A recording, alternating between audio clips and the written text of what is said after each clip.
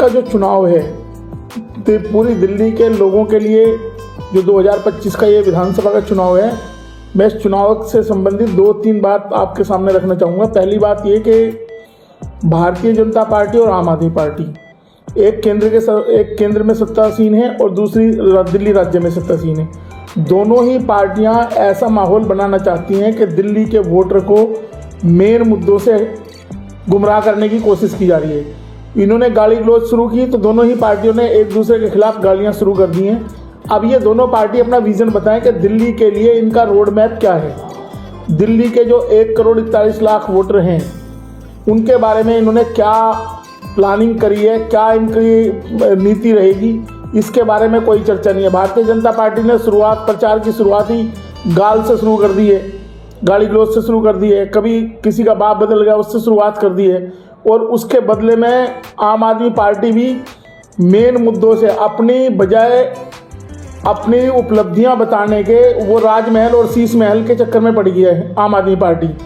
तो दिल्ली की जनता के सामने ये विजन बताएं कि दिल्ली की जनता को प्रदूषण से कैसे निजात दिलाएंगे, जबकि फोग टावर्स लगाए गए, उनका क्या हुआ दिल्ली में, क्यों नहीं चल पाए वो। जो करप्शन का जो मेन इशू था जिसकी वजह से अन्ना आंदोलन और जो आम आदमी पार्टी है उसका जन्म हुआ, तो करप्शन से आम आदमी पार्टी बताए कि करप्शन से वो कैसे निजात पाएगी। आज पूरी आम आदमी पार्टी के दामन पे छींटे नहीं लगे, पूरी आम आदमी पार्टी ही करप्शन में डूबी हुई है, वो पूरा डूब चुकी है करप्शन में। तो करप्शन के मुद्दे पे आम आदमी पार्टी अपनी सफाई दे कि ये जो एलिगेशंस लगे हैं और जो बेल लेनी पड़ी है, और आज जो मुख्यमंत्री को इस्तीफा देके जब सुप्रीम कोर्ट ने ये कहा कि मुख्यमंत्री को कोई पावर नहीं होगी, ना वो मुख्यमंत्री कार्यालय में जाएंगे ना किसी फाइल पे साइन करेंगे, ये सीधा सीधा इसका मतलब ये है कि मुख्यमंत्री की एक बहुत ही गहन भूमिका थी उस घोटाले में, जिससे ये इनकार नहीं कर सकते हैं। तो करप्शन के मुद्दे पे आम आदमी पार्टी बताए कि करप्शन के मुद्दे पे जब पैदा हुई थी तो आज दिल्ली में भ्रष्टाचार क्यों है, इसका क्या जवाब है उनके पास। हर गली मोहल्ले में भारतीय आम आदमी पार्टी के भ्रष्टाचार की नीतियाँ दिखाई देंगी आपको। भ्रष्टाचार इस चरम लेवल पे है कि आप देखेंगे जिस भी गली मोहल्ले में छोटा मोटा कोई काम होता है, आप ना तो कोई कॉन्ट्रैक्टर, किसी कॉन्ट्रैक्टर का नाम डिस्क्लोज किया जाता है किसी कार्यक्रम किसी स्कीम के लिए, ना ही उस स्कीम को पास करने के लिए कोई आपने जो ऑर्डर्स लिए हैं उसके बारे में डिस्प्ले किया जाता है। और वो कौन लोग हैं जिनके नाम पे आप गली खरंजे के नाम पे जो पैसा, सरकारी पैसे की लूट की गई है पूरी दिल्ली में, गली खरंजे के नाम पे सरकारी पैसे की जो लूट चल रही है पिछले 11 साल से, उसके बारे में आम आदमी पार्टी जवाब दे। साथ साथ जो केंद्र की सरकार है, केंद्र की सरकार बताए कि केंद्र की सरकार जिसके पास एनजीटी का सारा सिस्टम है कि जो पेड़ काटने के मामले में दिल्ली के उपराज्यपाल को के पेड़ काटने की बिना किसी परमिशन के पेड़ काटने के खिलाफ उनके खिलाफ सुप्रीम कोर्ट ने एक्शन लिया और उनको अपना एफिडेविट फाइल करना पड़ा। तो दिल्ली में ये जो घटनाएं चल रही हैं, दिल्ली के लोगों का जीवन आसान बनाने के लिए दोनों पार्टियां बताएं उन्होंने क्या किया है। दोनों एक दूसरे को गाली गलौज में फंसा के, ये गाली गलौज एक नैरेटिव सेट करने की कोशिश है ताकि एक दूसरे की कमियों को ढक सकें। कोई मुद्दा विजन कोई इनके पास नहीं है। तीसरी चीज ये कि दिल्ली का जो व्यापारी वर्ग है उसको जीएसटी से कैसे निजात दिलाई जाएगी। दोनों ही पार्टियां चुप हैं, दोनों ही पार्टियों की एनफोर्समेंट डिपार्टमेंट जाके व्यापारियों के घर बैठ जाते हैं, उनसे लूट खसोट करते हैं, उनसे जीएसटी के नाम पे लूट खसोट की जा रही है। कोई 9%, दोनों ने 9% बढ़ाया, कभी सेंट्रल की टीम पहुंच जाती है व्यापारियों के पास, कभी दिल्ली राज्य की टीम पहुंच जाती है। तो ये जो जीएसटी के नाम पे लूट की जा रही है व्यापारियों के साथ, तो दिल्ली के छोटे मझोले कामगार जो छोटी दुकानदार है, व्यापारी हैं, उनके जो उद्योगों को, उनके जो व्यापार को ठप किया जा रहा है, इसके बारे में भारतीय जनता पार्टी और आम आदमी पार्टी जवाब दे दिल्ली को किस तरीके से निजात दिलाएगी। दूसरा, दिल्ली में अभी तक कोई सी भी पार्टी ने रोजगार का डाटा जारी नहीं किया है।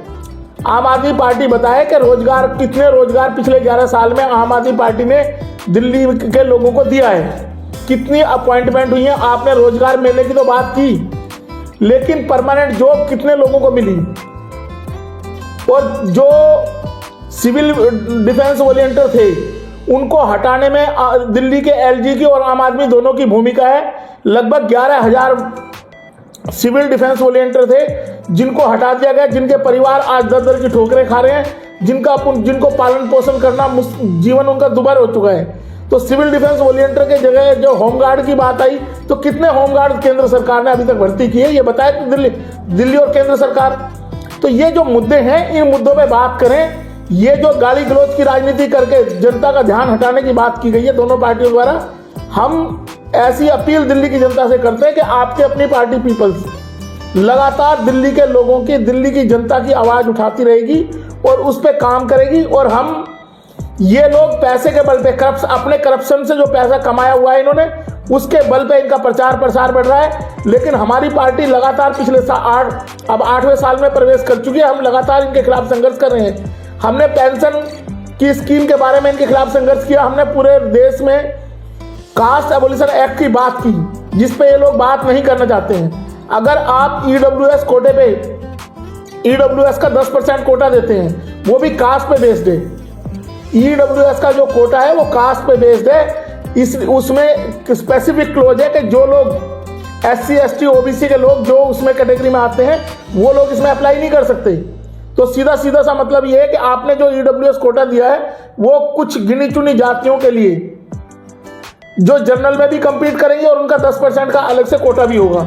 तो जब हम जाति विहीन समाज की बात करते हैं, जब सारे देश में मैं भारतीय जनता पार्टी, आम आदमी और कांग्रेस तीनों को यहाँ एक्सपोज भी करना चाहते हैं हम कि ये बताएं, हमने देश की महामहिम राष्ट्रपति को जाति उन्मूलन कानून के लिए ज्ञापन दिया, दिल्ली के उपराज्यपाल को हमने ज्ञापन दिया, देश के सभी राज्यों के राज्यपालों को हमने ज्ञापन दिया कि देश में जाति उन्मूलन कानून लाया जाए, ताकि जो ये गैर बराबरी की व्यवस्था है, कुछ धन्ना सेठ लोग पूंजी के बल पे चुन के लोकसभा में चले जाते हैं, राज्यसभा में चले जाते हैं या फिर विधानसभा में चुन के जाते हैं। आज आप देखें कि जिन लोगों को दोनों ही पार्टियों ने डिक्लेयर किया है उन सबके एसेट्स करोड़ों रुपए से ज्यादा हैं। किस गरीब आदमी को, किस चप्पल वाले आदमी को ये दोनों ही सरकारें चुनाव लड़वा रही हैं, ये बताए दोनों पार्टियां। तो अगर पूंजीवाद का कब्जा लोकतंत्र पे कराया जा रहा है तो हम इसके खिलाफ हैं। और दूसरा, जनता का चुनाव सुप्रीम कोर्ट की प्रोसीडिंग्स को खत्म नहीं करेगा। अगर केजरीवाल को दागी बनाया है सुप्रीम कोर्ट ने, जब जेल जाना पड़ा है, एक आम आदमी अगर जेल चला जाए तो समाज में लोग उसके साथ उठना बैठना बंद कर देते हैं। और आप चुनाव इस नाम पे लड़ रहे हैं कि मेरा भ्रष्टाचार का दाग जनता वोट डाल के धो देगी। तो ये कौन सी प्रक्रिया है? आप कानूनी प्रक्रिया का मखौल उड़ा रहे हैं, कानूनी प्रक्रिया का खेल कर रहे हैं कानूनी प्रक्रिया के साथ। तो इसलिए आपकी अपनी पार्टी का पूरा एजेंडा और इस प्रेस कॉन्फ्रेंस के माध्यम से हम ये मांग कर रहे हैं कि आप दिल्ली की जनता के सामने विजन रखें कि जब तक आप बेदाग नहीं हो जाए। आम आदमी पार्टी जो भ्रष्टाचार के विरोध में पनपी थी, उसकी सबसे बड़ी घोषणा यह होनी चाहिए थी कि जब तक हमारे से भ्रष्टाचार के दाग नहीं मिट जाएंगे, हम चुनाव में नहीं उतरेंगे। आम आदमी पार्टी ने क्या यह कदम उठाया? अभी केस अगर चुनाव भी हो जाएगा, चुनाव में जिसकी भी जीत हार होगी, लेकिन चुनाव में यह साबित नहीं होगा कि कोर्ट की जो प्रोसीडिंग है वो चुनाव की वर्डिक्ट से खत्म नहीं हो जाएंगी।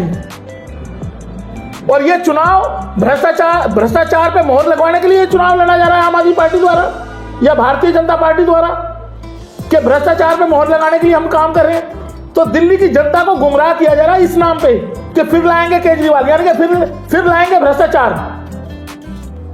और जब ये शराब के ठेके की बात इन्होंने करी, 272 वार्ड में सबसे पहले आपकी अपनी पार्टी पीपल्स थी जिसने हर वार्ड में धरना प्रदर्शन किया और बताया कि ये जो शराब के ठेके हैं ये दिल्ली के दलित गरीब लोगों के लिए ये अभिशाप है, ये पॉलिसी गलत है, इस पॉलिसी को वापस लिया जाए।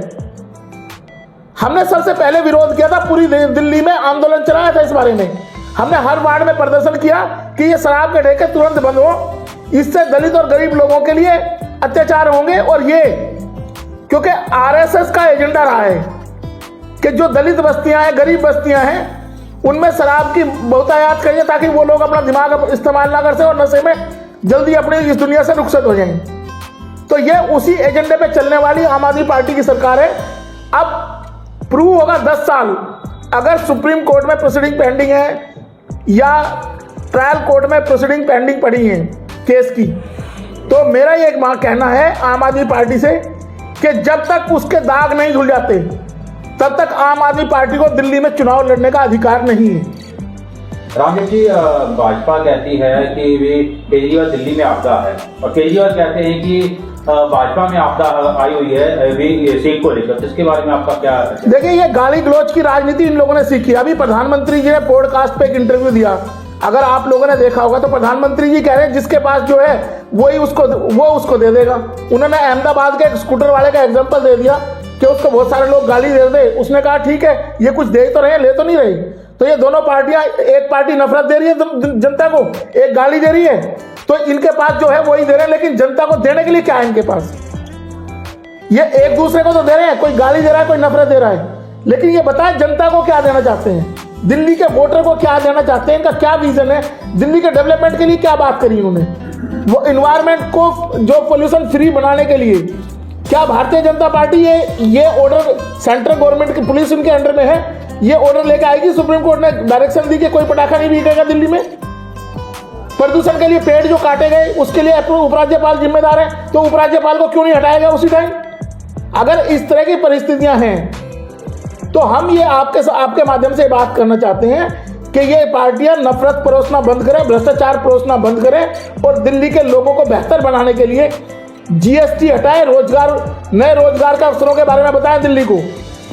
केजरीवाल का एक ही एजेंडा है कि मुफ्त देना, पहले जो है कि बिजली मुफ्त, फिर पानी मुफ्त, फिर महिलाओं की समान राशि मुफ्त, फिर बुजुर्गों के लिए, तो अब इसके बाद जो है कि उन्होंने ग्रंथियों के लिए और उसके बाद जो है कि उन्होंने पुजारियों के लिए, अब उन्होंने जो है कि सिक्योरिटी गार्ड आरडब्ल्यू को जो देने के लिए कमिटमेंट किया है। पहले चुनाव होते थे वो होते थे कि विकास के मुद्दे पर, इस बात में आपका क्या कहना है?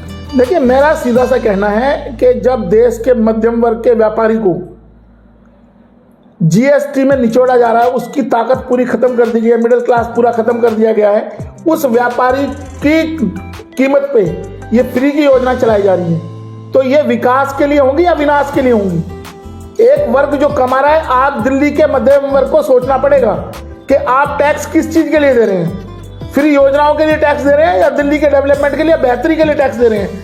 आपने कहा कि इंस्पेक्टर राज खत्म करेंगे, आज भी दिल्ली में इंस्पेक्टर राज से ज्यादा बड़ा राज यहां चल रहा है जीएसटी का। आप जीएसटी का एनफोर्समेंट डिपार्टमेंट सारे व्यापारियों के यहाँ छापे मारने आता है, उनके यहाँ करोड़ों रुपए की पेनल्टी लगा रहा है उनके ऊपर, उनका जीना मुहाल कर रखा है। इसलिए दिल्ली में कोई भी व्यापार ग्रोथ नहीं कर पा रहा, पनप नहीं पा रहे हैं व्यापारी। सबसे पहला काम जीएसटी का रोल बैक होना चाहिए यहाँ पे। दिल्ली में अगर आपकी पार्टी पीपल्स की सरकार बनती है तो आपके क्या क्या मुद्दे रहेंगे? हमने तो बहुत पहले जिस टाइम हमने पिछली बार भी ये बात कापा सेडा में उठाई थी कि हमारा प्लान है दिल्ली को अलग 6 या 7 जोन में बांट दिया जाए और दिल्ली में एक जोन पूरा इंडस्ट्री से रिलेटेड होगा, एक जोन पूरा एग्रीकल्चर से रिलेटेड बनाया जाएगा और एक जोन जो मार्केटिंग है, मार्केट्स जितनी भी हैं उन मार्केट की इंडिविजुअल, जैसे कार मार्केट है, कार के दिल्ली में अलग अलग एरिया में शोरूम है, उन सारे शोरूम्स को एक पर्टिकुलर एरिया आइडेंटिफाई करके उनको सबको वहां भेजा जाएगा। जैसे मार्बल मार्केट है, आप मार्बल की दिल्ली में छोटी छोटी बहुत सारी मार्केट्स हैं, उनको पूरा एक जगह लाकर, हमारा पूरा प्लान है दिल्ली के डेवलपमेंट के लिए और हम उस प्लान पे अपना काम कर रहे हैं और हमारी पार्टी लगातार इन मुद्दों पे काम करती रहेगी। हमने पिछली बार भी कहा था, पिछली बार हमने ये कहा था जिस समय ये सरकार ने शपथ ली थी आम आदमी पार्टी की ने कि ये आप योजनाएं लागू करते हो, जिनकी घोषणा करते हो, आप इनको कानूनी गारंटी बनाओ। अगर आप कानूनी गारंटी बना देंगे तो इन चीजों के नाम पे फिर दोबारा आप वोट नहीं मांग पाएंगे। इसलिए 5 साल पहले जिस दिन विधानसभा में शपथ ली जा रही थी, आपकी अपनी पार्टी पीपल्स ने उसी दिन दिल्ली के विधानसभा अध्यक्ष को यह ज्ञापन दिया था और उस ज्ञापन पे आज तक रामनिवास गोयल जी ने कोई कार्रवाई नहीं करी है।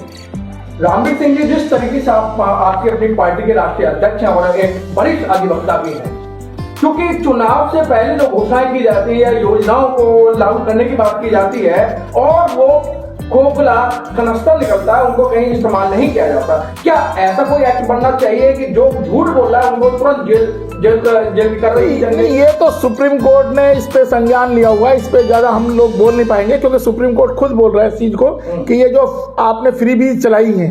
हमारा तो ये कहना था, हम बार बार ये कहते हैं कि फ्री योजनाओं की बजाय आप लोगों को रोजगार प्रोवाइड करो, रोजगार मुहैया कराओ। जिस तरीके से नरेगा चली थी, आप स्कीम चलाओ ना, लोगों को रोजगार की गारंटी दो कि आपको 50 दिन 100 दिन 200 दिन साल में रोजगार मिलेगा। आप रोजगार की गारंटी दो ना लोगों को, बजाय ये फ्री की गारंटी देने के। रोजगार की गारंटी कहाँ है? अगर रोजगार की गारंटी दे देंगे तो आपको ये फ्री की योजना अनाउंस करने की जरूरत नहीं पड़ेगी, क्योंकि उस रोजगार से वो लोग इस देश के डेवलपमेंट के लिए काम करेंगे, पेमेंट करेंगे। आज आप इतना बड़ा इन्वेस्टमेंट करते हैं, डिसइन्वेस्टमेंट करते हैं, बड़े बड़े पूंजीपतियों को आपने बिजली कारखाने दे रखे हैं, और वो बिजली कारखाने बिजली सरकार को बेचने के नाम पे अरबों रुपए उन पूंजीपतियों को दिया जा रहा है, उनका टैक्स माफ किया जा रहा है, उनका कर्जा माफ किया जा रहा है, लेकिन उसी बिजली को आप फ्री बांट रहे हैं। तो जो देश की बड़ी बड़ी संपत्तियां हैं वो इनडायरेक्ट वे में सरकार बेचने लग रही है और पूंजीपतियों का घर भर रही है। उसके बाद गरीब लोगों का जीवन वहीं का वहीं है।